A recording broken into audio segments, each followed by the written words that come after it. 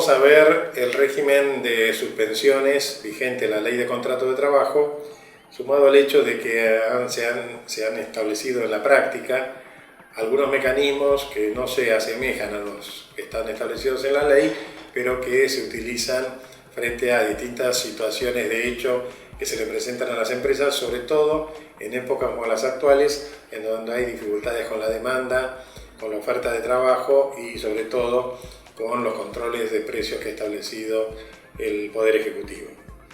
Las suspensiones en general tienen tres requisitos de validez. Tienen que tener justa causa, tienen que tener un plazo predeterminado y tienen que ser informadas y notificadas al trabajador por escrito. Estos tres requisitos son requisitos que hacen a su validez, por lo tanto, la omisión de alguno de estos tres requisitos invalida la suspensión. El régimen de suspensiones clásico se originó en las suspensiones disciplinarias, que son aquellas que puede aplicar el empleador en forma unilateral frente a la comisión por parte del trabajador de una falta o incumplimiento a sus obligaciones, en general obligaciones que están vertidas en la Ley de Contrato de Trabajo, pero que la jurisprudencia y la doctrina han calificado como faltas o incumplimientos de las obligaciones legales, convencionales y contractuales.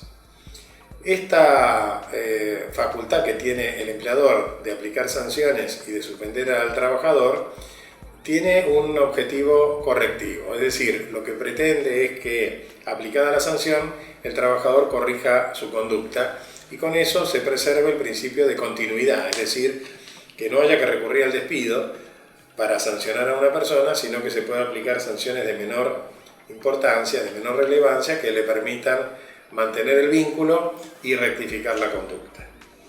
Estas sanciones, estas suspensiones por causas disciplinarias tienen un tope máximo de 30 días en un año.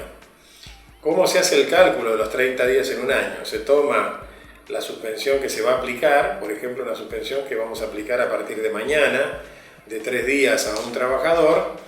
A partir del último día de la suspensión que vamos a aplicar, se hace el análisis de cuáles son los días de suspensión del año anterior y si dentro de ese año no hay más de 30 días, esta sanción se puede aplicar.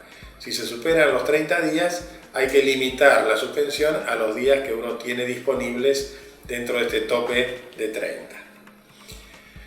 Esta suspensión tiene, además de los tres requisitos fundamentales, es decir, que tenga una justa causa, es decir, que haya la persona cometido una falta de incumplimiento, que tenga un plazo fijo y que se le notifique por escrito, tiene que responder a una serie de principios. Los tres principios más importantes son el principio de razonabilidad, el principio de contemporaneidad y el principio de non bis in idem. El principio de razonabilidad tiene que ver con que debe haber una adecuada proporción entre la falta cometida y la sanción que voy a aplicar. Es decir, si yo tengo una persona que llegó tarde varias veces, puedo aplicar un día de suspensión, pero no 10, porque no habría proporción entre una llegada tarde y 10 días de suspensión. El segundo principio es el de contemporaneidad. Esto significa que el empleador tiene que aplicar la sanción en una fecha próxima al momento que ocurrió la falta. Fecha próxima son 48, 72 horas. A veces, cuando se le pide al trabajador un descargo o se lo llama para pedirle explicaciones, puede demorar una semana, pero nunca más que ese plazo. Y por último está el principio de non bis in idem, que es el de que toda falta puede ser sancionada una sola vez. Este principio de non bis in idem tiene una excepción, que es cuando a una persona que cometió una falta se le contemplan en perjuicio de la persona los antecedentes. Es la única circunstancia en la cual el empleador puede invocar hechos que ya tienen sanciones para determinar el valor de la sanción de la última falta cometida. Las suspensiones de 30 días por causas disciplinarias se superponen en la Ley de Contrato de Trabajo con las suspensiones por causas económicas, la llamada falta o disminución de trabajo no imputable al empleador. Efectivamente, el empleador no puede suspender en el plazo de un año. De vuelta, computado como lo hemos mencionado en el caso anterior, tomando el último día de la sanción que voy a aplicar, tengo que retrotraerme un año hacia atrás y en ese año no puedo aplicar por causas disciplinarias y por falta o disminución de trabajo no más de 30 días de suspensión. Como hemos ya aclarado en el momento que hablamos de las medidas que se adoptan frente a la crisis, la suspensión por falta o disminución de trabajo tiene que ser por un hecho, un acto no imputable al empleador y no están incluidos allí los que se llaman los riesgos propios de la empresa, que son los que asume una empleadora cada vez que se interpone en el mercado para producir bienes y servicios. Como esta suspensión se superpone con las suspensiones por causas disciplinarias, la verdad que se genera una limitación muy significativa para poder aplicarlas y como todos sabemos, los efectos de estas suspensiones es que la persona durante el periodo de suspensión pierde su derecho a la remuneración y a los accesorios que significa estar ausente. O sea que pierde también en forma proporcional los premios, los incentivos, etc. La siguiente suspensión es la de fuerza mayor. La de fuerza mayor es aquella que está prevista para las situaciones imprevistas o que previstas no pueden evitarse, como lo define así el Código Civil.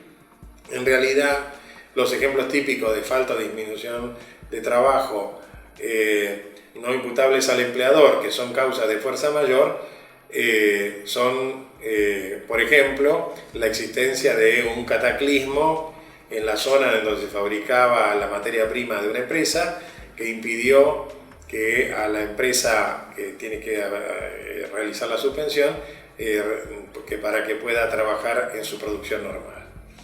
Hubo un caso muy importante en la década de los 70, cuando se produjeron muy importantes acontecimientos desde el punto de vista climático que afectaron la zona de producción mundial del caucho, que dejaron sin producción de materia prima casi 5 años a toda la industria del caucho natural y por lo tanto las empresas que tenían este tipo de situaciones podían aplicar suspensiones por falta de disminución de trabajo originado en una causa de fuerza mayor. Pero las causas de fuerza mayor tradicionales son los hechos de la naturaleza: una inundación, un terremoto, un tsunami, es decir, todos los eventos de la naturaleza que aunque estén previstos no se pueden evitar.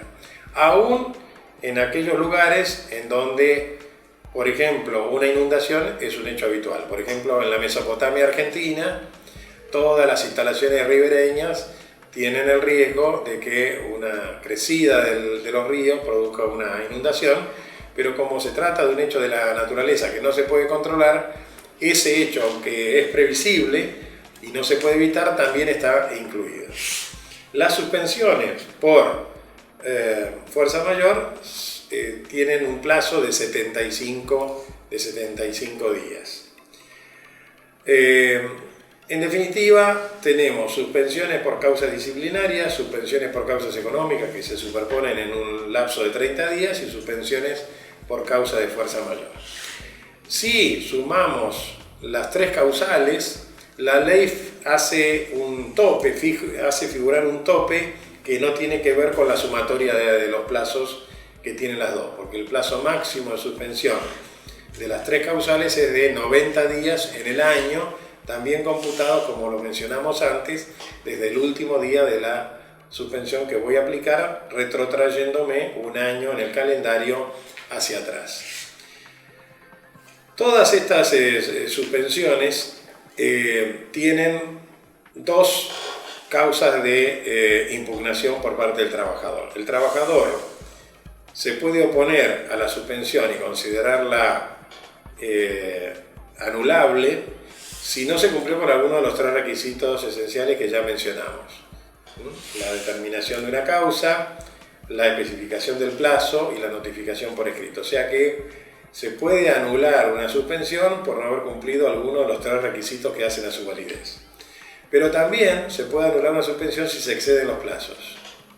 En el caso de que se excedan los plazos, el trabajador puede optar entre dos alternativas: a que se rectifique el plazo y por lo tanto continúe el contrato de trabajo, o a considerarse injuriado y despedido si el empleador no corrige ese plazo y le paga los salarios de los días en los cuales se excedió.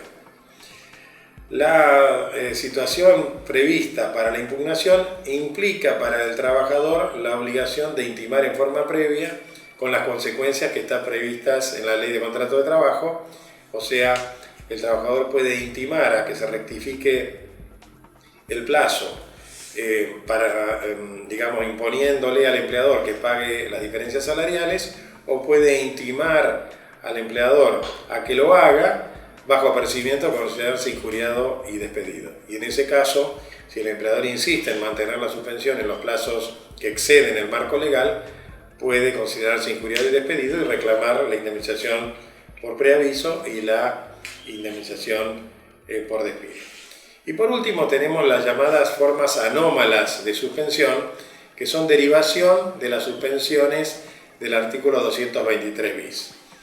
Como ya lo hemos tratado en un apartado vinculado con la crisis, el artículo 223 bis prevé la suspensión por falta o disminución de trabajo no imputable al empleador con el pago de un subsidio. Es decir, el trabajador, en lugar de estar suspendido sin goce de sueldo, tiene la posibilidad de acordar con el empleador un subsidio no remunerativo que suple una parte de su salario de bolsillo y le permite la subsistencia durante el periodo de suspensión. Como consecuencia de estos dos extremos, el 223 bis, que le permite a la suspensión tener una suma de dinero que se paga al trabajador, versus la suspensión por falta o disminución de trabajo no imputable al empleador de la llamadas suspensiones económicas, o las suspensiones económicas por causa de fuerza mayor, que no dan derecho a ningún pago, empezaron a aparecer un montón de mecanismos de suspensión que son utilizados en la práctica y que no se han ventilado en cuanto a su validez en sede judicial. Por ejemplo, las llamadas suspensiones rotativas, ¿no? Tengo 3 turnos en una empresa, uno de los turnos no trabaja una semana cada 3 semanas o cada 4 semanas. ¿Qué permite este mecanismo? Bueno, el trabajador durante la semana que tiene suspensión no concurre al trabajo, y ahí se combina esto con algo del 223 bis, en el sentido que se le da una suma de dinero provisoria, pero al mismo tiempo, como la suspensión es de una semana, de 4 semanas que tiene un mes, cobra el sueldo completo de las otras 3 semanas. Estas suspensiones rotativas por turno también se pueden hacer por día. Por ejemplo, en la empresa se trabaja un solo turno de lunes a viernes. Bueno, se trabaja de lunes a jueves y el viernes no se trabaja. Y por el viernes o no se paga nada o se paga una suma compensatoria de parte de la remuneración como no remunerativo en los términos del 223 bis. ¿Qué ventaja tiene esto? Esto evita los despidos y la persona tiene una disminución en su ingreso relativamente despreciable, de modo tal que no afecta su nivel de subsistencia. Cosas parecidas a las que mencioné recién. En lugar de trabajar 8 horas, se reduce la jornada a 6, y en lugar de hacer 3 turnos, se hacen 2 turnos. En lugar de cubrir las 24 horas, se cubren, por ejemplo, 20 horas de trabajo, y las 4 horas restantes se distribuyen entre los distintos turnos. O se suprime el turno noche y se hace rotar con el turno tarde y con el turno mañana.